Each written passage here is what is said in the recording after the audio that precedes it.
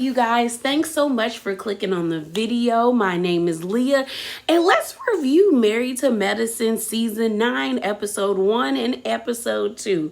I want to let y'all know I am actually really excited for Married to Medicine. Married to Medicine is like one of my favorite reality shows.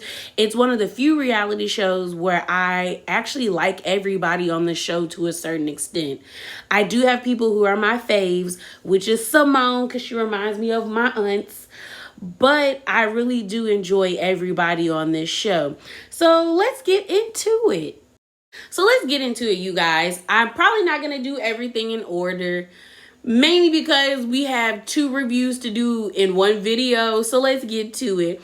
So let's start off with Toya. So Toya and Eugene have moved again.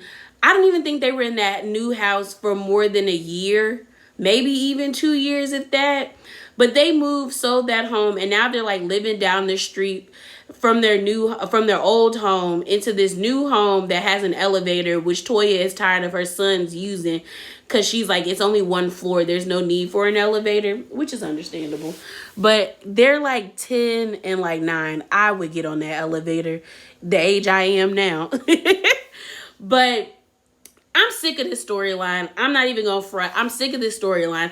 I really don't even think Toya and Eugene have money issues the way they had previously, because we see Eugene is working himself into an early grave to keep up with Toya's wishes and demands.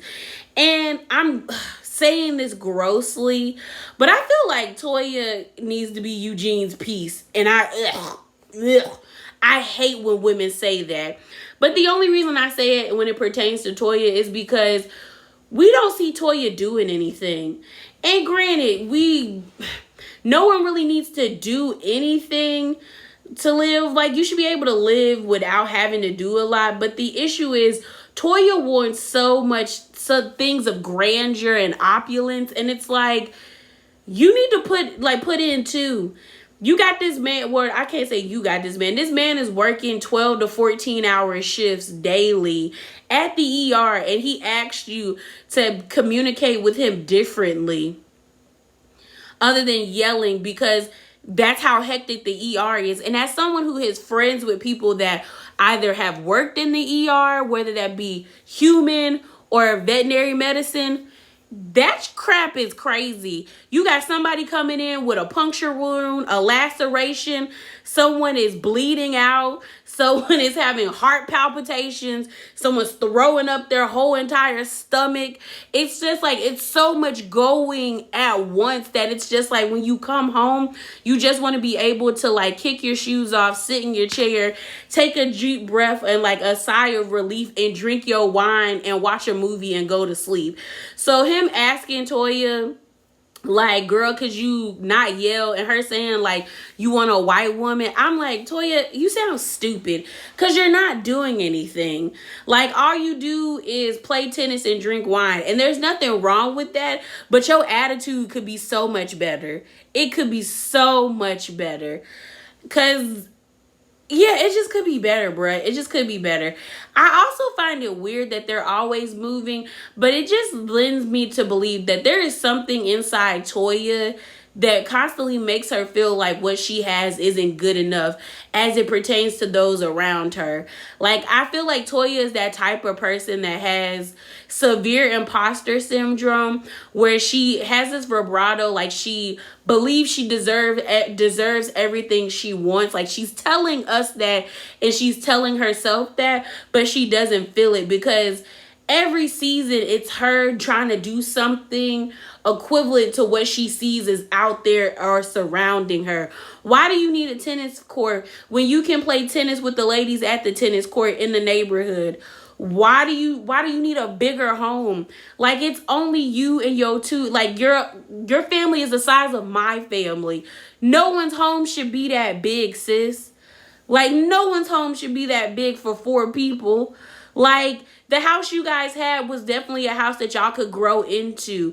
This whole, like, you couldn't grow into the house that you had and now y'all are building a new home. That is stupid to me. It's stupid to me. It's just stupid. So next we have Quad. So we see Quad has moved into a brand new home out of that really nice condo she has. It's a 14 square foot home. I love the pool. The pool is everything. It has 6 bedrooms, 9 baths. We also see she has new roommates. She has cute little Mason, who I can't believe we saw him as an adorable little fro baby. I wish he would have kept all that hair. An adorable little fro baby. And then her mom, Miss Mary, has moved in with her. And unfortunately, what we find out is that Quad's younger brother passed away due to having complications with his heart. So it seems like he probably had like a heart attack or something like that, or an embolism, or maybe a blood clot, because that can also deal with your heart. But he passed away at 34, which is super young. That is young to die at 34 nowadays. And yeah, it sucks. But Quad is becoming a Muntie. She took in Mason, and her mom's living with her as well. And I'm not gonna lie, y'all, as someone who is dealing with grief right now, when the little boy started crying, so Quad asked him, like, why is he losing focus in class? They went to like a parent-teacher conference, and the teacher basically said that like he's super smart, super well-mannered, but like he oftentimes loses focus. And so Quad was like, why are you losing focus? Or like, what are you thinking about when you lose focus? And he said, my dad. And the grandma, Miss Mary, started crying. He started crying. Quad started crying. I was about to cry. I said, ooh. But I'm glad they have each other to lean on. I'm learning that now, like, that's truly what family is for. Like, family it's great to have family in the good times, but the real testament of a family's strength or your family bonds is when you can lean on people during grief or in your dark days. So I'm glad they have each other. I bet we're gonna get a way better Muntie storyline with Quad versus Marlo, but I also know Quad comes from very good a better background than Marlo, so we're probably not gonna have her re-traumatizing her nephew. Also, people were asking, like, why doesn't Mason's mom have him? But I did see that Quad said that Mason's mom and her have a great co-parenting relationship. So maybe Mason's mom has a lot more kids. Or maybe she just isn't financially able to really take care of him in that way.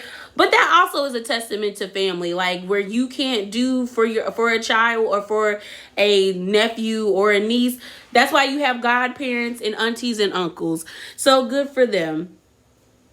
Next, let's talk about Jackie and Simone. We find out that Simone and Cecil are going to be writing a couples book. Am I going to read it? Probably not, because I'm not married and I don't think I'm going to get married anytime soon. But I do think the book would actually be beneficial for some, mainly because I feel like Simone and Cecil didn't sugarcoat their marital issues. And it's not like their marital issues are dealing with like infidelity. It might be slightly emotional infidelity with Tammy, which was Cecil's best friend, but I don't feel like it was physical. And oftentimes when we have people who are like, oh, I'm going to write a book, especially with the way reality stars be wanting to write books, most of these women are like long suffering. They done been cheated on since they got together with the man. He done had like 3 kids outside of the relationship, but she stayed for some reason. And like, because, you know, that's the way marriage is supposed to work. And that's a lie. But it seems, at least with Cecil and Simone, they were honest with us. They told us where they were having issues. They were feeling like neither one of them were seeing each other. They were going to get a divorce, but they were able to work it out. So I do think their book will be beneficial to some, as well as I was actually happy when I giggled when Cecil was like, I want to be on Red Table. I said, okay, Cecil, he want to be up there with Will and Jada. So, yeah, it was just nice. It was just nice to see them being friends again. Jackie and Simone, you could tell, missed each other. And one thing that bothered me about them not being friends is, like, I could tell that Jackie and Simone were legitimate, like, friends. Like, legitimate friends. And I think that's why it bothered a lot of people that they weren't cool, because their relationship wasn't fake. Oftentimes, when we see people get on these reality shows and they be like, oh, we've been friends for 20 years, Come to find out, they might have been cool in high school, but they haven't spoken to each other in those 20 years. And now that they're on a reality show together, they're like in some alliance to be cool together. But at least when we see Jackie and Simone, you can tell that they've been friends. You can tell that they hang out. You can tell they went out to eat. Like, they have been in each other's lives. Like, even when I saw Molly Mole and Cecil hanging out with each other, like, they were kicking it. The vibe was fun. So I'm glad that they got back cool. One thing I do enjoy about this series is when they give us like medical procedures. So Jackie was letting us in on the O shot and the P shot. I heard about the P shot, and basically what happens is they take your blood, they spin it down, and they use the platelets. So when your blood separates, you have like white blood cells, platelets, and then your red blood cells. And they take the platelets and they use a syringe, but yeah, a syringe, and they inject it into spots of your vagina or your penis, and it causes for a better sensation and long lasting, orgasms. And everybody need it. But I thought it was cool. That I love when they give us like medical tips. Like I said, I've heard of the P shot, but I never heard of the O shot. But yeah, I was happy to see them be cool again. Let's move on to Miss Anila. So Anila and Kieran, which I love me some Kieran. Kieran is so sarcastic, and I live. When he told Anila that she was going to die in that house like the Taj Mahal, because he was like, we done spent too much money for you to talk about we leaving in 10 years. I screamed. I love his sarcasm. I just love his energy. So basically, they moved into their new home. It has 6 bedrooms, 10 bathrooms, and it's a really nice. I think the kitchen is the best part of the house, and I also enjoy her influencer room. It's really nice. The kids' room was nice. Like, she did a good job decorating. We end up finding out that like they didn't have to pay not a dime for her whole entire house to be furnished, and it came all off of her blogging and being an influencer, which is like top tier. And I know I saw some people being like, well, how does she do it? Y'all, people will give you free stuff just for you to advertise them to your audience. And that's probably, or she probably has a contract where she had to post so many times about a certain product, and they paid her for it. Like we see commercials online, like online on YouTube, on your TV, like billboard ads. Like you're paying for time and for the traffic of how many people will see that ad, then will bring a new person revenue. So I mean, that's kudos to her. But the house is really nice. They bring in a cow. I think it's kind of weird. Well, I won't say weird. I think, well, when I say, yeah, it is weird. I think it's kind of weird that they didn't allow Mariah, and I was no Mariah fan, to show Aiden's culture, which she seemed to be like heavily enthralled in, versus how much we get to see Anila and her culture. And I have no problems with it. I really don't. Like, I love learning new things, but it's just always struck me as like peculiar and kind of weird that they didn't give Mariah that opportunity, but they will allow Anila to do it. And I always wondered why. But like I said, I have no issues with her showing her culture, because I'm actually like interested, and I enjoy seeing like people in the saris and the henna and like learning about different things like that. So they're going to have a housewarming party during Diwali. I think that's how you say it, because I thought they were saying Bali, but it's Diwali when they showed on the showed it on the TV. And it's basically a ceremony or a holiday where it's you bring in the good energy and you cast out the bad energy. So they're inviting everyone. Everybody got an invite. And it was nice. The cow pooped in the house, which was funny to me. And I know that stuff stank. I know that cow poop was warm, it was steamy, and it stank. As someone who has palpated cows, I know what that is. And it's gross. So I was with the mama when she said I'm not cleaning that up, because I wouldn't touch it either. But they said that was like good luck. So hopefully they stay in that house for a long time, and they make beautiful memories. Because I know Karen is like, we not going nowhere. We went over budget. We're not going nowhere. The least you could do was get free furniture in this house. So let's move on to Contessa and Heavenly. Y'all, mess. It's mess.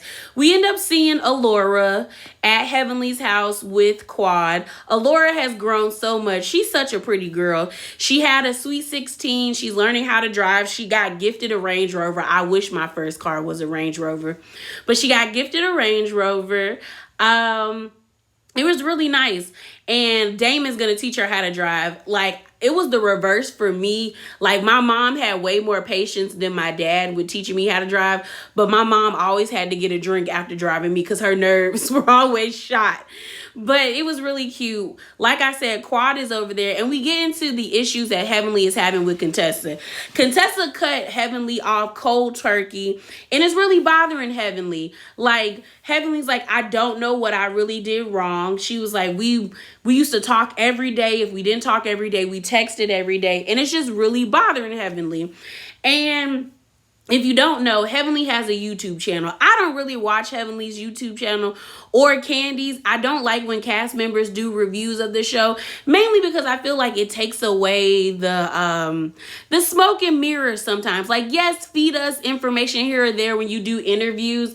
I don't mind that, but to like recap the whole show and give us like the behind the scenes tea, I'm like, if they're not going to show it online, I don't really want you to talk about it like that. But I did hear a clip from that show where Heavenly explained that she thought everything was cool with Contessa because Contessa came to Alora's Sweet 16 birthday party and she had a good time. But then after the birthday party, Contessa cut Heavenly off. And Heavenly just doesn't know why. Quad is like, girl, you really don't know why, sis? Like, you really don't know why? And Quad's like, Heavenly, it's the YouTube channel. Now, what I will say when it comes to Heavenly's YouTube channel, I do think Heavenly is being authentically her, but the issue when it comes to Heavenly is she throws caution to the wind when discussing her friends. There should be some type of care when you talk about the situations that your friends are going through.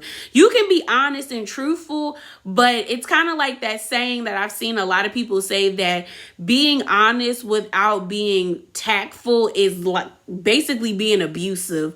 Like, it's just you're giving yourself a pass to be nasty to people. And I think that's the issue with Heavenly. It's like, Heavenly, yes, be honest. Give us the antics, the funny commentary. Like, give it to us. But you need to be real with understanding that your friends aren't going to just take what you say lying down and not have an issue with it. Like I even tweeted that I find it weird that she doesn't understand why the ladies have an issue with her when it comes to her YouTube channel, because Heavenly do be saying some reckless stuff and then the people in the comments be even more nasty. And it's like, if these women are your friends, you should be able to police what these people are saying. You should be blocking or like deleting comments that go way below the belt. And I don't think Heavenly does that. But I also know that we know Heavenly is insecure based off of the way that she was brought up and her upbringing, where I do think she gets validation from people big upping her online, and that's something she gonna have to deal with. But we know she gets some type of validation, and it does make her feel good when people are championing her about her reads and her quips when it comes to the ladies. But if she wants her friendships to be better, then she's going to have to cull what she says. She's gonna have to you're gonna have to start handling your people with kid gloves.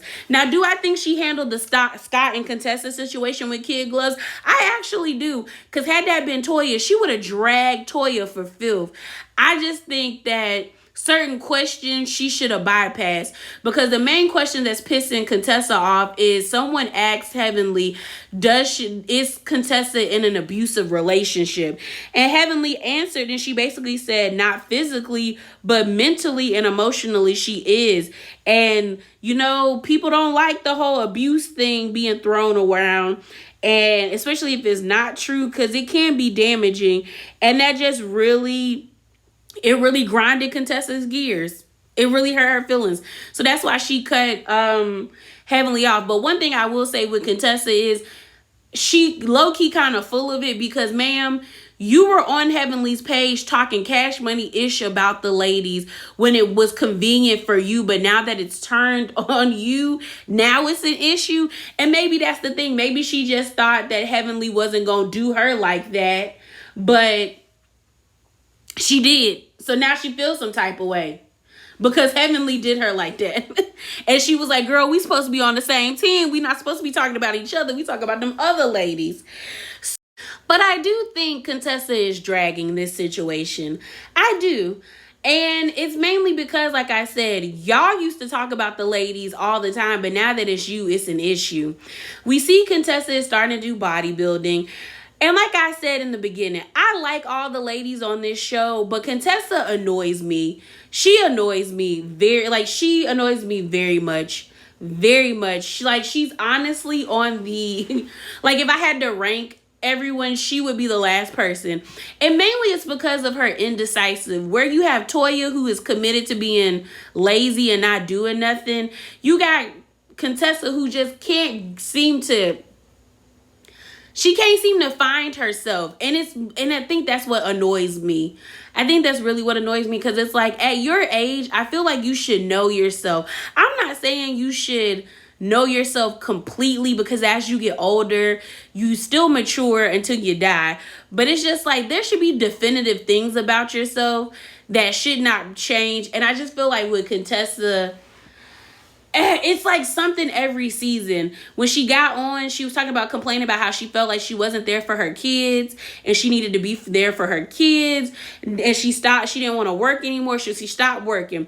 Then we get back to the season when they come back. She's working now. Then it's this whole talk about, I want to be a surgeon general. I'm going to school. But you go to school, but then you change your major because I guess she realized that it was going to take a lot of time for her to become a surgeon general, to like addiction medicine, to now she's opening up this practice with Scott and trying to be this big person, like, you know, this black figure in medicine. Now it's I'm doing bodybuilding, and I think the bodybuilding annoys me mainly because of my I have a cousin who's a bodybuilder, and she is very committed to bodybuilding, like very committed to bodybuilding. She's won several competitions. She works out faithfully every single day, like multiple times a day. She eats clean. And it's just like, I know what it takes for someone to be a bodybuilder. So this whole like, oh, I want to be a bodybuilder, it just feels like Contessa is trying to find something that fulfills her. And maybe she thought getting married, having kids, being in the military, being a doctor was going to do that, but it hasn't. And I'm like, you need to get to the root cause of what's going on with you. Not talking to a life coach. Like, take your ass to a therapist and a psychiatrist so that they can help you figure out what you need, what can make you whole. Because it just seems, and maybe that's why I'm annoyed with it, because it just feels like she's trying to find herself. And I feel like at the age that she's at, you should know yourself to a certain extent. And I don't think Contessa does. And that bothers me. We're at let's transition to Anila's Diwali party. It was nice. Everyone looked nice in their style, except Contessa. Contessa should be ashamed. Her and Scott were mad disrespectful, showing up to that lady's house in a costume for no reason other than you just wanted to be offensive. Like, you showed up in a cheap ass Egyptian costume that you could probably get from Party City or Amazon. Scott got on like a shirt with a pyramid in the center. And I'm like, these are two totally different countries. One's in Africa, the other one's in India. Like, that is mad disrespectful. Like, mad disrespectful, bruh. Like, I was just like, why? Like, and the thing is, like, she didn't have to wear the outfit. She was complaining, her and Scott were complaining about dressing in saris.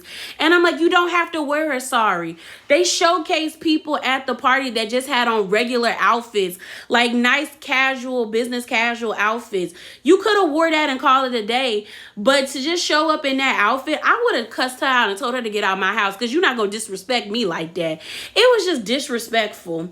But all the ladies look nice. Curtis messed up Quad's henna tattoo that she had to get done again. And then Quad was drunk boots. They were drinking. The food looked good. There's a nice Indian spot over here called Bombay. Ooh, Bombay got some good food. Bombay got some fire food. But yeah, they have their Diwali party. Everyone comes. Toya comes 2 hours late disrespectfully because they still live in the same neighborhood. But Anil is happy Toya's there. It was just nice. It was a nice party minus Contessa. The food looked good. Everyone was very jovial. We end up meeting the new addition to the show. I didn't catch her name, but her husband is a dentist. I think he went to Howard. He seems cool. He does look like Dwight Howard. A lot of people say he was looking like Dwight. Was it Dwight Howard? No, Dwayne Wade. He looks like Dwayne Wade. He kind of does look like Dwayne Wade. But he seems really nice, and he seemed to vibe with the men. But he was Heavenly and Damon's plus one. Heavenly was being insecure about some lady talking to Damon, and the lady and him were like 6 feet apart. They were very much having a social distance conversation. Carrie was there, and y'all, I know people don't like Carrie, but excuse me, I enjoy Carrie.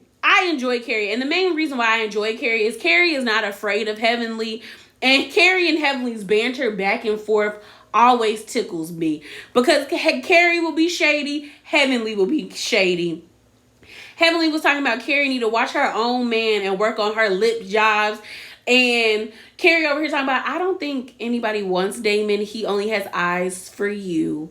And I was like, they're both just shady. And I enjoy it. So we have a scene where Quad is clearly drunk and she is thinking very hard about her words, where she is telling Contessa to have a conversation with Heavenly, and Quad is basically telling Contessa that Heavenly is very hurt about them not being friends. And Contessa is taking offense to it because she was like, why should I feel sorry from someone about somebody who hurt my feelings?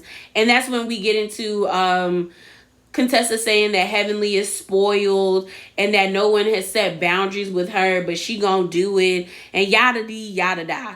But yeah, that was like the end of the episode. We see Anila doing an Indian dance. She looked great in her red outfit. Dr. Jackie telling Carrie to get her hands off the wall. I said, see, Dr. Jackie and my mom would be best friends because my mom can't stand that. She cannot stand when people put their hands on her wall, especially when they have a banister. But yeah, y'all, let's get to the next episode. All right, so episode 2 opens up and we see Dr. Heavenly going to Dr. Jackie's practice after hours to talk to her about being premenopausal, to Heavenly's dismay. So Heavenly says she's been feeling sluggish. She hasn't been really feeling the need to have sex. And what we find out is that sis is premenopausal.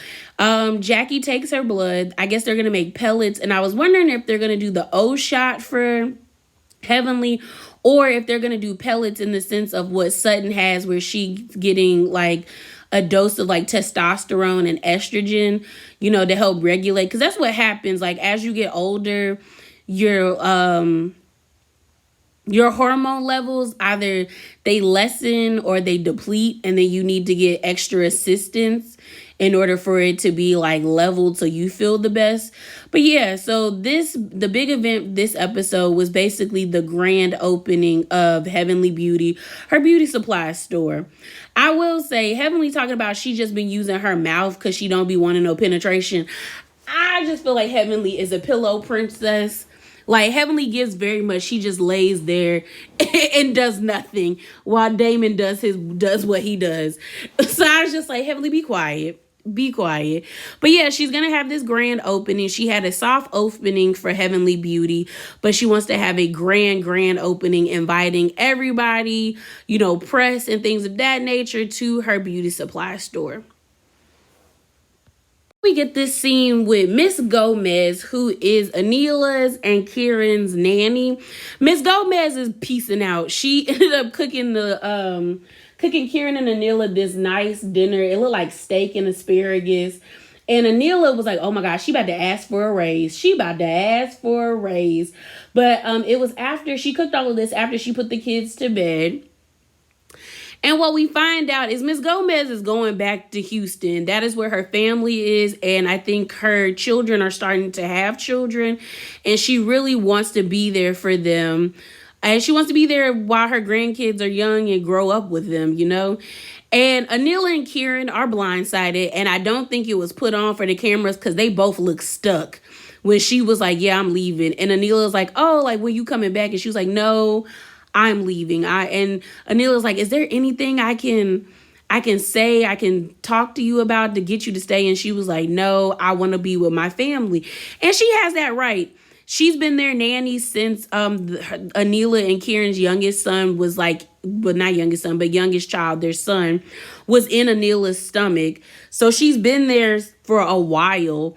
And I understand them being scared and anxiety ridden because it is hard to find people that you trust to take care of your children, who are going to take care of them and care for them at the same quality that you would. So I can't even be too mad at them about, like, you know, being shocked. But I do wish Anila could have used better words, but I'll give her grace in the sense of, like, she was really shocked that lady was like, yeah, I'm peacing out. I'm out. And in this episode, Anila was talking about how stressed out she is being like a blogger because there's so much coming to her and she just always is trying to be on top of things. Well, it's going to be time for you to either get an assistant or ask Miss Gomez to help you find a good nanny. Okay, so the next scene we see is Miles with his new girlfriend, or his long distance girlfriend, and Cecil and Simone going on like a double date. And it was a nice scene. I'm not going to give Miles too much flack. I know I've seen other people's reviews where they call him a bum. Say he gives off bummy energy, and that the young lady that he was there with was like mothering him. And she kind of was. But I feel like we only got like a snapshot of their relationship, and they're not on the show, so I'm not going to critique them too much. Miles just has always given me like wayward kid, not really like trying to find his place in the world and not being successful at it, you know. But it seems like he has gotten back on track. He's dating this young lady, as well as like he's back in school because they asked him about how his grades were. So I'm gonna give dude some grace. The young girl seems like she's really sweet, but I did see that Cecil said something about them like breaking up, so maybe they're not together anymore. But hopefully Miles stays on a good track, even with this breakup. Next, we have a scene with Contessa and Toya. Their kids are playing together. Toya goes over to Contessa's house. And I just want to say this. Contessa's youngest daughter reminds me so much of Louise Belcher's from Bob's Burger, which is one of my favorite adult animated series. She is just, Louise is a character that is like aggressive and dark, but yet like cool and loving. She's just she's just a lot for a 9-year-old. And I think, is she 9? I think she's like 9 or 8. But that is definitely what Contessa's youngest daughter gives. She called Toya's son. She said one of them was the good one, the other one was the evil one. She was trying to kick them the whole time that they were playing soccer. And I like confidence in little girls like that. It's really annoying, but it's good when you think about it. Like when kids are that young and they have that much confidence, they're more apt to do more social things like, you know, sports, different hobbies. She just seems like a well-rounded kid, but she does seem like she's a lot.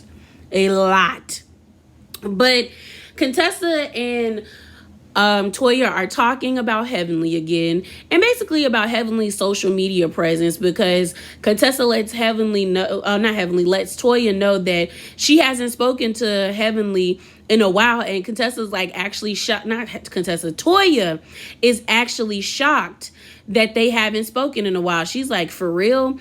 And so basically Contessa just says, you know, it's the online presence. Like, she dogged me out. And Toya says that Heavenly is a snake because Heavenly will apologize to you in your face, and then she'll go back and still talk trash about you. So it's like, why apologize in the first place?